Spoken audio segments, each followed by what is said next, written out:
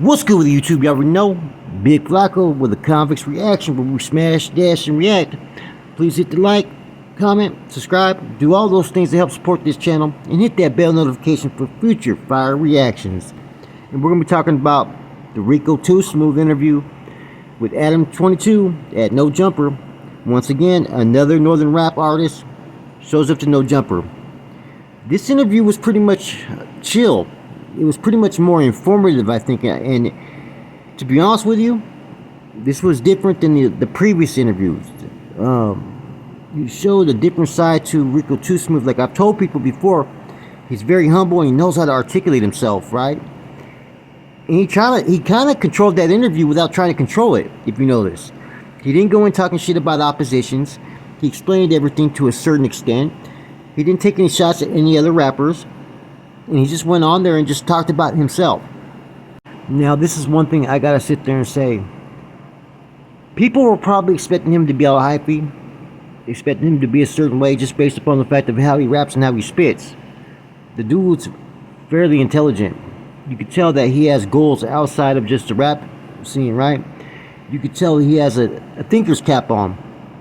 Like with every question, he answered it in a way in which he kind of expressed different ways to look at certain things. Like he gave you an explanation with an explanation. He made a couple statements, right, that I thought were key. That he wasn't taking a subliminal, but to each subscriber, viewer, whatnot, you can pick and choose who it applies to. And that's that comment about those that come on basically as characters, you know, dudes that crash out and act like J-Cats and all that. He said that they're only going to be good for 5-10 years and ain't going to last. In my eyes, when he was saying that, he didn't say anybody by name, but I really think that he was talking about Lefty Gunplay, about all the exposure, all the attention, that he's more just a personality than he is a rapper.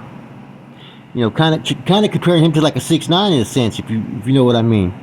Looked at the views on this interview, like 70,000 already, like in the first day. You know, I think that this is a good thing. I think the North understand that they don't want to mess this shit up. So when they go on there, they're not going to act disrespectful. They're not going to act in a certain way that's going to cast any type of negative light. They're not going to act like a Compa Raider or any of these cats, or, you know, like Bozo, who's a super Sureño and all this shit. They're going to let their actions reflect on who they are. And they're kind of killing them softly with how they conduct themselves.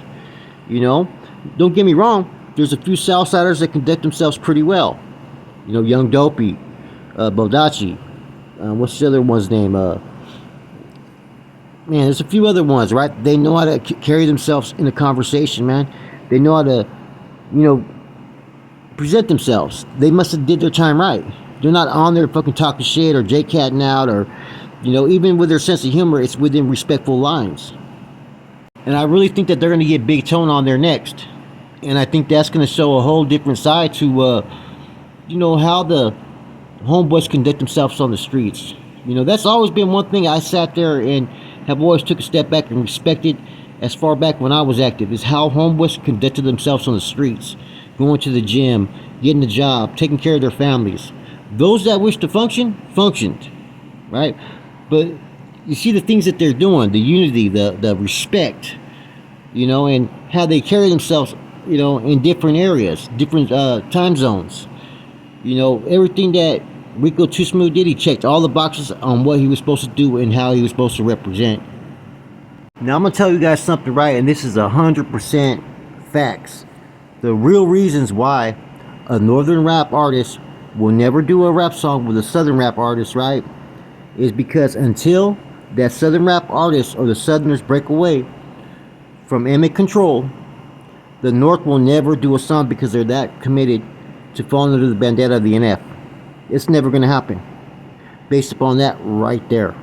If that was to ever change, say if the Southerners went against the MA and all this stuff, right, not saying that they should or shouldn't or that they will, that's the only time that you will ever see a northern rapper rap with a southern rapper.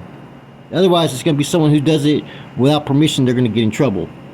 But that right there will eliminate any chances of a northerner ever doing a track with a southerner.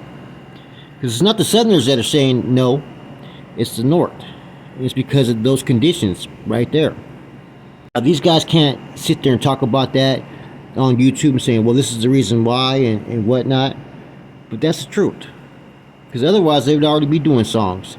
It's the same thing that was going on with the whites, back in the day in the system. Some whites, used to try to, want to have working relationships with homeboys in certain places, right? Especially the county jails and other locations, and always wondered why the North treated the whites kind of as a distant adversary. It's because they were always under the AB's control. And I've seen filters to where it says, until the whites walk away or step on back from the AB's control, there can never ever be any relationships with any of these sub-faction groups. I don't know if this was a position of the old state leadership, right, as far as doing music, but I do know the fellas in the feds stand behind what I just said.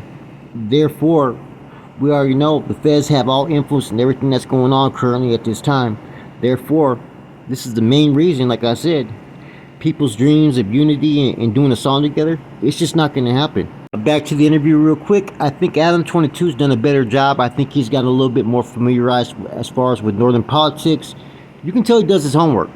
And even when he doesn't know something, he's done real good to kind of, show interest. And I don't really care for Adam 22 because of some of the past shit that I know about him, right, that I've seen on Twitter that he had said. But as far as some of the stuff I've seen recently, he's handled things better, I'll say that. He's not as much of an instigator as he first seemed.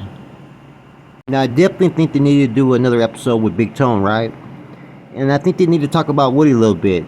Adam should do something more about, talking about the life of Woody, right?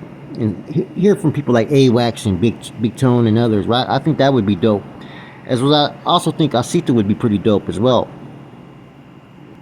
Let's see if Rico Too Smooth goes to Kev Bootleg, wherever the other channel is that everybody goes on. That's going to be another one that's going to be interesting because, Kev does a pretty good job of doing follow-ups off of what, an artist does on No Jumper. He does hella good follow-ups. And that's pretty much been the pattern so far that we've seen. I think the band's one was more entertaining, right? Off top. The Lazy Boy was pretty much a little introduction, You could tell he was a little bit uptight. But the Rico Too Smooth one, man, was more about showing about, the intelligence of a lot of individuals that come from that Northern Rasa bloodline. He conducted himself 100% how you would expect a Northerner to do so. The thing is, the more these artists show up from North, to these Southern podcasts and people from down South get more acquainted with them, you're noticing there's a lot more respect being shown onto them. People just aren't jumping on that bozo train, right, just to diss anybody from up north because of their steal or get down. A lot of these dudes nowadays are getting down just like how they do up north. Respect to them down south, keep on doing what you're doing. Anyways, hope everybody has a productive, positive day. Good interview by Rico. I'm looking to see what No Jumper does next. That's it. I'm out.